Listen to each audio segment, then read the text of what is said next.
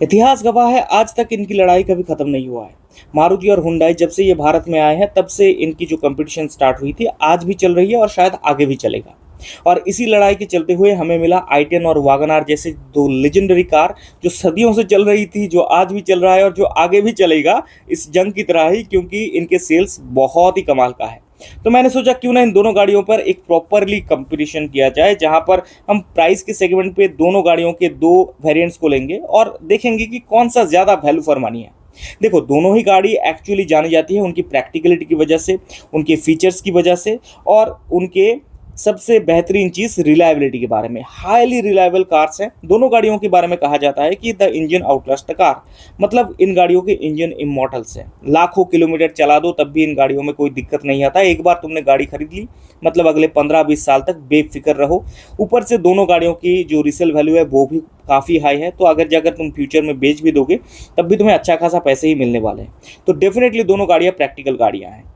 अब इन दोनों गाड़ियों के बीच जब मैं कंपैरिजन करूंगा तब मुझे दो चीज़ पर सबसे ज़्यादा ध्यान देनी होगी। वो है एक तो प्राइस, और दूसरा है क्योंकि इनकी लॉन्ग लास्टिंग इंजन के ऊपर ही बात होती है ज़्यादा, तो दोनों की इंजन लगभग सेम होना चाहिए। तो फ्यूल ऑप्शंस भी सेम होना चाहिए, साथ ही साथ दोनों के ट्रांसमिशंस भी सेम होने चाहिए। कुछ चीज़ें अगर सेम हो गई तो तुम्हारे लिए प्रॉपरली एनालिसिस करना भी आसान हो जाती है।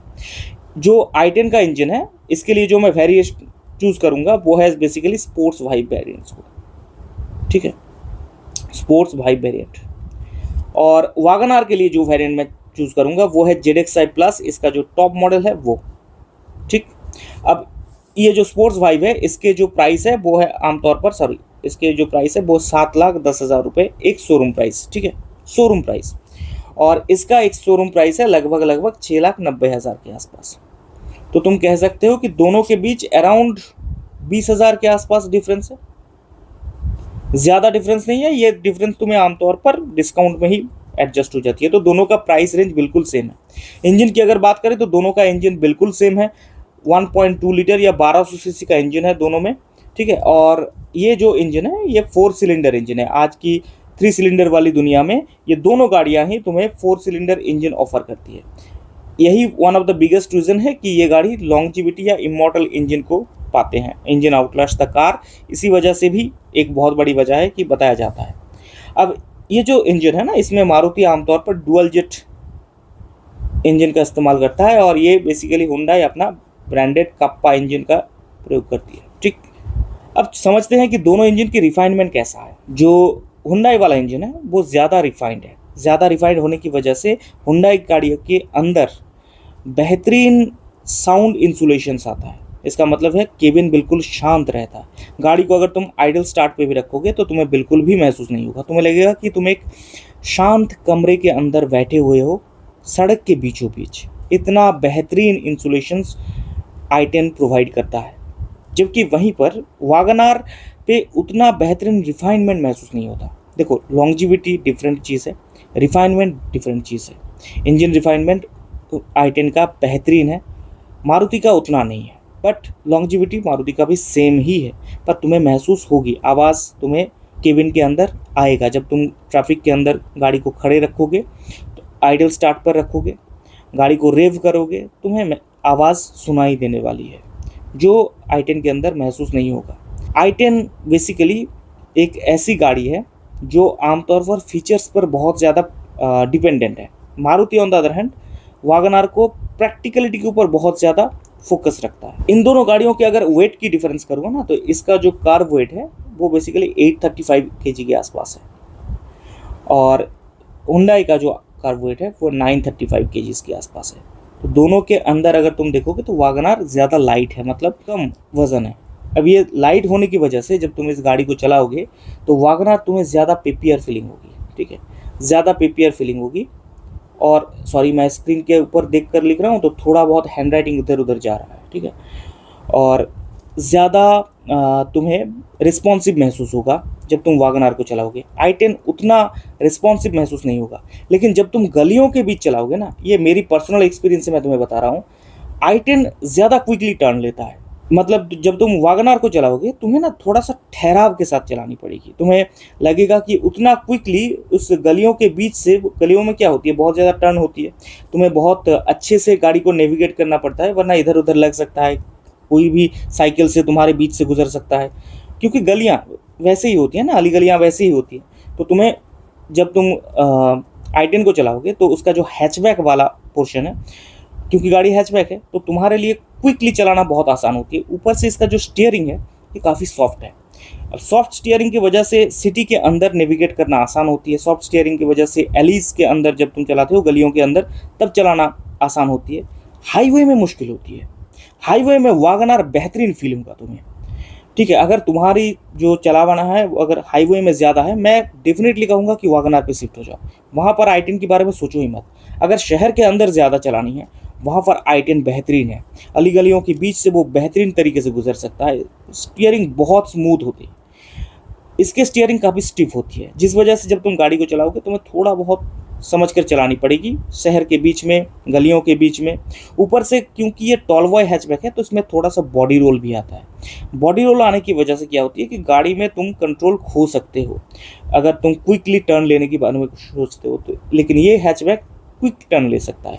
हैचबैक कहो, सेडान हो कहो, इसके जो बनावट होता है ना, ये ऐसे साइंटिफिकली बनावट होती है कि ये गाड़ी की स्टेबिलिटी बहुत हाई होती है। लेकिन जैसे ही गाड़ी में तुम टॉल बॉय हैचबैक वाला फीलिंग ला देते हो या एसयूवीज बना देते हो, ग्राउंड क्लियरेंस को बढ़ा देते हो, तो गाड़ी में बॉडी रोल आना स्टार्ट होती है। तब गाड़ी थोड़ा सा अनस्टेबल होना शुरू करता है। ठीक, हम यहाँ तक समझ गए।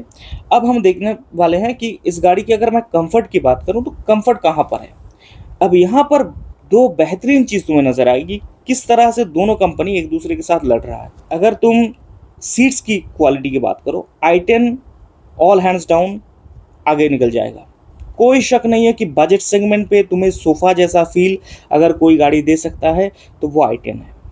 लेकिन मारुति तुम्हें हाई हिप पॉइंट देता है, मतलब गाड़ी के अंदर बाहर जब तुम करोगे तो इजी इनग्रेस इग्रेस हो सकता है। और क्योंकि सीट के हिप पॉइंट ज़्यादा है तो बैठने में बहुत आसानी होती है, स्पेशली घर में अगर बड़े बुजुर्ग हैं तो, प्रेग्नेंट वुमेन है तो, या फिर अगर तुम थोड़ा सा हेल्दी फिगर के हो, मोटे हो थोड़ा सा, कोई दिक्कत नहीं है। लेकिन इजी इनग्रेस इग्रेस होना आसान हो जाता है अगर तुम वैगनआर लेते हो तो। कमर में दर्द होता है, घुटनों में दर्द होता है, ऐसे लोगों के लिए भी वैगनआर बेस्ट ऑप्शन है। लेकिन अगर बहुत हाई क्लास कंफर्ट चाहिए, क्योंकि जो पीछे की सवारी है ना, हुंडई के i10 में तुम एक चीज़ नोटिस करोगे, जो शोफर कार होती है ना, शोफर कार्स में क्या होती है कि तुम पीछे बाबू की तरह बैठते हो, सामने एक ड्राइवर होती है, ड्राइवर गाड़ी चलाता है। तो i10 कुछ इस तरीके का कार है। इस गाड़ी में तुम्हें दिखाई देगा कि पीछे एडजस्टेबल हेडरेस्ट दिया गया है, पीछे की सीट्स की क्वालिटी बेहतरीन है। ये वो गाड़ी है जिसके फ्रंट सीट पर बैठकर तुम्हें उतना मज़ा नहीं आने वाला जितना बैक सीट पर बैठकर आने वाला है। और इसी बैक सीट के इसी बैक सीट के पीछे तुम्हें एक बेहतरीन चीज़ भी नजर आएगा, वो है रियर एसी वेंट, जो मारुति में नहीं है। और रियर एसी वेंट एक ऐसी फीचर है जो आगे की कार्स में भी उतने नहीं मिलते। ठीक है, रियर एसी वेंट में बेसिकली देखो, तुम्हें प्रॉपर रियर एसी वेंट तो नहीं मिलने वाले हैं ना। बेसिकली एक फ़ैन दिया जाता है जिससे जो गाड़ी का एसी होता है ना, उसके हवा को वो सर्कुलेट कर पाता है केबिन के अंदर चारों ओर। तो जो पीछे का जो सवारी है वो अच्छे से एसी को एंजॉय कर पाता है। अगर मैं एसी की क्वालिटी की बात करूँ ना, तो हुंडई के एसी के बारे में मेरा जो एक्सपीरियंस रहा है उसके बेसिस पे मैं तुम्हें कह सकता हूँ, अगर होंडा के बाद भारत में कोई भी ऐसी गाड़ी ये क्लेम कर सकता है कि वो प्रॉपर एसी वाला एसी बना सकता है तो वो हुंडई है। इस गाड़ी को लगभग चिल कर देगा। राजस्थान की गर्मी में तुम्हें कश्मीर वाला फीलिंग अगर चाहिए तो i10 is one of the best choice जो तुम जा सकते हो बजट सेगमेंट पे। मारुति की एसी पूरा नहीं है, लेकिन i10 इज़ अलग लेवल, डिफरेंट लेवल। जब तुम उसे एक्सपीरियंस करोगे तब तुम्हें समझ आएगा। ठीक है, ऊपर से इसमें क्लाइमेट कंट्रोल दिया गया है। ठीक है, मतलब ये अलग ही लेवल का गेम है, तुम कह सकते हो। फीचर के मामले में i10 इज बेसिकली, मतलब क्या चाहिए तुम्हें, कुछ इस कदर का हुंडई का रिवाज था। और जाहिर सी बात है, क्योंकि अगर तुम्हें मारुति से लड़ना है तो तुम फ्यूल इकोनॉमिक्स में तो नहीं लड़ सकते, है ना। तो माइलेज के बदले में तुम्हें कुछ ऑफर करना चाहिए, और ये वो तमाम चीज़ें हैं जो ऑफर की जाती है। अब इस बात पर क्योंकि हम माइलेज पे आ ही गए हैं तो चलो माइलेज को भी देख लेते हैं। माइलेज बेसिकली मारुति के सेगमेंट पे 24 kmpl ARAI सॉरी, ठीक है, ARAI का माइलेज है। ठीक है, ARAI मतलब लैब माइलेज, तो तुम्हें रियल वर्ल्ड में लगभग लगभग 20 से 22 के आसपास तुम पकड़ के चलो। तो अभी जो प्राइस बढ़ चुका है पेट्रोल डीजल की, उसके हिसाब से तुम कह सकते हो कि अराउंड करंटली 5 रुपये के आसपास, 5 रुपये से थोड़ा ज़्यादा तुम्हें हर किलोमीटर के लिए चुकाना पड़ेगा अभी वैगन आर का। ठीक है, और ये एवरेज है, मतलब डिपेंड करता है कि तुम कितने अच्छे ड्राइवर हो, तुम्हारे वहाँ के रोड्स कितने अच्छे हैं। ठीक है, तुम क्या कहूँ, तुम कितने ट्रैफिक में तुम फंसे हुए हो वगैरह वगैरह। तो ये एवरेज के तौर पर 5 रुपये के आसपास तुम्हें मिल जाएगा। जबकि इसके जो तुम्हारे ARI के जो वैल्यू है उसके हिसाब से तुम कह सकते हो कि अराउंड इससे 5 से 6 कम ही हो जाता है। ठीक है, लगभग लगभग 14 तुम पकड़ के चलो। ठीक है, तो तुम्हें पर किलोमीटर के लिए लगभग लगभग 8 रुपये के आसपास, 8 से 9 रुपये के आसपास तुम्हें खर्च करने पड़ेंगे। तो अराउंड 3 रुपये से 4 रुपये के आसपास डिफरेंस रहता है पर किलोमीटर के ऊपर। अब जब तुम पेट्रोल गाड़ी लेते ही हो, ये मेरा मानना है स्पेसिफिकली, तो तुम बेसिकली तुम्हारा ड्राइविंग बहुत कम होती है, अदरवाइज तुम पेट्रोल नहीं लोगे, राइट। तो अगर ऐसी सिचुएशन है तो i10 एक अच्छा तुम्हारे लिए एक अच्छा ऑप्शन है। वहाँ पर तुम वैगन आर को ना देखो तो भी चलेगा, लेकिन ऐसा नहीं है कि वैगन आर के पास कुछ मतलब वैल्यूएबल नहीं है, सब कुछ हमारा i10 ही ले जा रहा है। वैगन आर के पास एक बेहतरीन चीज़ है, वो है इसके कमांड सीटिंग। जब तुम ड्राइव करोगे वैगन आर को, जैसा कि मैंने बताया कि हाईवे में वैगन आर बेहतरीन है, जब तुम कमांड सीटिंग पर बैठकर ड्राइव करोगे ना, तुम्हें सामने वाला बोनेट दिखेगा ड्राइव करते वक्त, रोड में तुम्हारा कमांडिंग प्रेजेंस ज़्यादा बेहतर होगा, तुम गाड़ी को अच्छे से कॉन्फिडेंटली चला सकते हो। i10 में इसे मतलब इसके साथ compete करने के लिए ड्राइवर सीट एडजस्टेबल दिया गया है, तो तुम सीट को अपने हाइट के अनुसार ऊपर नीचे कर सकते हो। लेकिन क्योंकि इसका टॉल बॉय हैचबैक वाला लुक है, तो ज़्यादा कमांडिंग पोजीशन तुम्हें मिलती है। अगर मैं एक्स्ट्रा फीचर्स की बात करूं तो इसके जो इंफोटेनमेंट सिस्टम है वो एक 8 इंच का जायंट, लगभग एक टैब लाइक तुम्हें इंफोटेनमेंट सिस्टम दी जाती है। ठीक है, मोर प्रीमियम केबिन जो है i10 का, काफ़ी प्रीमियम केबिन है।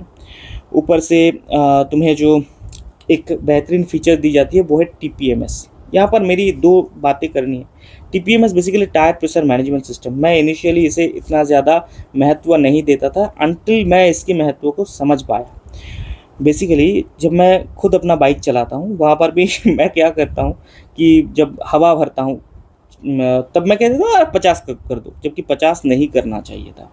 टायर प्रेशर एक बहुत इंपॉर्टेंट चीज़ है। ठीक है, तो तुम्हें पता होना चाहिए कि टायर पे हवा कितना है। अगर तुम्हें पता नहीं हो तो गाड़ी के बैलेंस बिगड़ सकता है, तुम्हें एक्सीडेंट भी हो सकता है।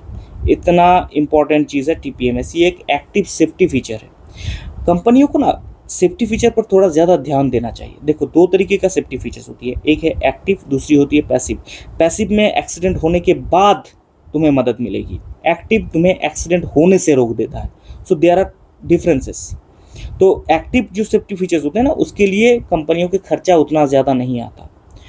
ESC, TPMS, ये बेसिक हिल असिस्ट कंट्रोल, ये बेसिक एक्टिव फीचर्स हैं। और ऐसा नहीं है, देखो आज की तारीख में लगभग मारुति के सारी गाड़ियों में ये फीचर्स दिए जाते हैं। तो क्या बहुत ज़्यादा मारुति की कीमत बढ़ गई है? क्या ऑल्टो की कीमत बहुत ज़्यादा बढ़ गई है 6 एयरबैग्स देने की वजह से? नहीं बढ़ी है ना। तो फिर आज तक इन्होंने दिए क्यों नहीं? ये मैं आज तक नहीं समझ पाया कि कितने पैसे बचा लेते हैं, ये कितने जानें बचा सकती है आज की तारीख में ये बेसिक फीचर्स। ठीक है, एक्सीडेंट होने के बाद जो फीचर्स हैं वो महंगी है, मैं समझ सकता हूँ, चलो ठीक है, लेकिन ये फीचर्स तो उतने महंगे नहीं है ना। अगर महंगे होते तो ऑल्टो में कैसे तुम दे पा रहे हो आज की तारीख में बिना कीमत को बढ़ाकर? अगर तुम दे पा रहे हो इसका मतलब ये है कि ये आगे भी तुम दे सकते थे, बहुत सारे लोगों की जान बच सकती थी। एक्सीडेंट होने से रोक पाना ये तो सबसे बड़ी काबिलियत है किसी भी गाड़ी का। खैर चलो, ये सब बाद में बात करेंगे। TPMS तुम्हें वैगन आर पे नहीं मिलने वाला है, तो टाइम टू टाइम तुम्हें खुद ही मैनुअली गाड़ी की टायर्स को चेक करनी पड़ेगी। तुम्हें कोई बताने वाला नहीं है कि कितने गाड़ियों में हवा है, ठीक है, पहियों में कितने हवा है। इसके जो i10 के जो सीट्स हैं उसमें तुम्हें अंडर थाई सपोर्ट भी अच्छा मिलता है। इसके हिप पॉइंट्स अच्छे हैं पर इसके अंडर थाई सपोर्ट भी अच्छा है। अब पीछे जो है वो रियर एडजस्टेबल हेडरेस्ट भी तुम्हें मिलता है पीछे की सीट्स में, जैसा कि मैंने बताया था, वो भी एक चीज़ है। अब एक और चीज़ तुम्हें ध्यान देनी है, i10 में तुम्हें आमतौर पर 15 इंच की व्हील बेस मिलती है और इसमें 14 इंच की व्हील बेस मिलती है। दोनों में ही अलॉय व्हील्स मिलते हैं, तो ऐसा नहीं है कि बहुत बेहतरीन कुछ है। बस i10 में तुम्हें डायमंड कार्ड वाला एक फैंसी अलॉय व्हील दिया जाता है जो वैगन आर पे नहीं दिया जाता। ठीक है, विजिबिलिटी हाई, जैसा कि मैंने बताया, वैगन आर पे बेहतरीन है, हाई विजिबिलिटी के लिए ठीक ठाक है। अब यहाँ पर आता है, लगभग हम आखिर में पहुँच चुके हैं, तो एग्जैक्टली कब तुम्हें क्या खरीदना चाहिए, तो फाइनल एक जजमेंट कर देते हैं। ये मेरा मानना है, स्पेसिफिकली मेरा मानना है, अगर तुम्हारे घर में बड़े बुजुर्ग हैं, सीनियर सिटीजन हैं, ठीक है, अगर तुम्हारे घर में गर्भवती महिलाएं हैं, प्रेग्नेंट वुमेन आने की संभावना है, अगर तुम्हारे परिवार में तुम्हें तुम्हारा जो हेल्थ है वो काफ़ी, मतलब थोड़ा बहुत तगड़ा हेल्थ है, तो ऐसे में इजी इनग्रेस और इग्रेस, ठीक है, इजी इनग्रेस इग्रेस की अगर मैं बात करूं तो वो केवल और केवल तुम्हें मारुति ही दे सकती है वैगन आर पे। इसकी टॉल बॉय हैचबैक होने की वजह से और कमांडिंग पोजीशन ज़्यादा होने की वजह से ड्राइविंग भी बहुत अच्छा है। दूसरा, अगर तुम हाईवे पे ज़्यादा चलाते हो, वहाँ पर भी वैगन आर बेस्ट ऑप्शन है। इन दोनों को सेगमेंट को छोड़कर अगर तुम पर्टिकुलरली सिटी के अंदर चलाने वाले हो, अगर तुम मतलब तुम्हें ज़्यादातर तुम पीछे की सवारी करने वाले हो, तुम्हें अपने लिए ड्राइवर रखना चाहते हो, वो चलाएगा गाड़ी, ऐसा अगर सिचुएशन है, अगर तुम टैक्सी कार्स को नहीं चाहते, वैगन आर आज की तारीख में टैक्सी में बहुत यूज़ होता है। हुंडई बहुत हटके दिखता है, दोनों का प्राइस लगभग सेम है, दोनों अपने अपने जो दोनों वेरिएंट है, स्पोर्ट्स वाइब इस सबसे बेस्ट वेरिएंट माना जाता है i10 में। वैगन आर पे ZXi प्लस सबसे बेस्ट वेरिएंट माना जाता है। अगर तुमने दोनों वीडियोस नहीं देखे हैं तो तुम जाकर देख सकते हो। तो यहाँ पर मैं कहूँगा कि i10 one of the best option जो जहाँ पर तुम जा सकते हो, आँख बंद करके खरीद सकते हो, ठीक है। और अगर तुम्हें माइलेज उतना ज़्यादा सताता नहीं है, क्योंकि मैंने तुम्हें दिखाया ना, लगभग 3 से 4 रुपये के डिफरेंस आता है पर किलोमीटर के अंदर, ठीक है। तो अगर तुम इस किलोमीटर को थोड़ा सा एडजस्ट कर सकते हो, अगर तुम अफोर्ड कर सकते हो प्रॉपरली, क्योंकि तुम पेट्रोल गाड़ी ले रहे हो, तो जाहिर सी बात है उतनी तो ड्राइविंग तुम्हारी होगी नहीं। अगर तुम 7 लाख की गाड़ी ले पा रहे हो तो मेरे ख्याल से दिन के आखिर में तुम महीने में 1000, 2000, 3000 के पेट्रोल भी अफोर्ड कर पाओगे, है ना, उतना तो तुम कर ही सकते हो। तो डेफिनेटली i10 बेहतर होगा, क्योंकि केबिन बहुत शांत है, गाड़ी भी अच्छा खासा चलेगा तुम्हारा 15-20 साल, वैगन आर जैसा ही चलेगा। एसी बहुत बेहतरीन है, रियर एसी वेंट मिलती है, प्रीमियम केबिन है, सीट्स बेटर मिलती है, अंडर थाई सपोर्ट बेटर मिलती है, हर एक चीज़ पे i10 is much better than Wagon R. Resale value में हाँ तुम कह सकते हो रीसेल वैल्यू वैगन आर का ज़्यादा है, पर इसका मतलब ये नहीं है कि i10 का कम है। मैं यहाँ के जो सेकंड हैंड कार डीलर है ना, उनके पास गया था, तो उन्होंने मुझे बताया कि अराउंड तुम कह सकते हो कि 7 लाख का जो i10 है, तुम 5 साल बाद अगर तुमने इसे बेचा ना, तो तुम्हें डीलर से अराउंड 3 लाख के आसपास मिलने वाला है, ठीक है। तो तुम कह सकते हो कि 50% से थोड़ा सा कम। वैगन आर के मामले में ऑलमोस्ट 50% इतनी डिफरेंस होती है, ठीक है। मतलब यहाँ पर तुम्हें 3.5 लाख, तो 50,000 का एक डिफरेंस आ जाता है। देन अगेन तुम्हें जो i10 फीचर्स देता है वो वैगन आर नहीं दे पाता। तो दिन के आखिर में अगर तुम मुझे प्रॉपर कंपैरिजन के लिए कहो, मैं कहूँगा all hands down i10 is much better than Wagon R. अगर तुम्हें ये कंपैरिजन पसंद आया तो वीडियो को ज़रूर लाइक करना, अगर मेरे काम तुम्हें पसंद आ रहा है तो चैनल को सब्सक्राइब करना, और इस पूरे कंपैरिजन के बारे में तुम्हारा क्या राय है, तुम्हें कौन सा ज़्यादा जचता है, डेफिनेटली कमेंट सेक्शन पे बताना। मिलेंगे किसी अगले वीडियो पर।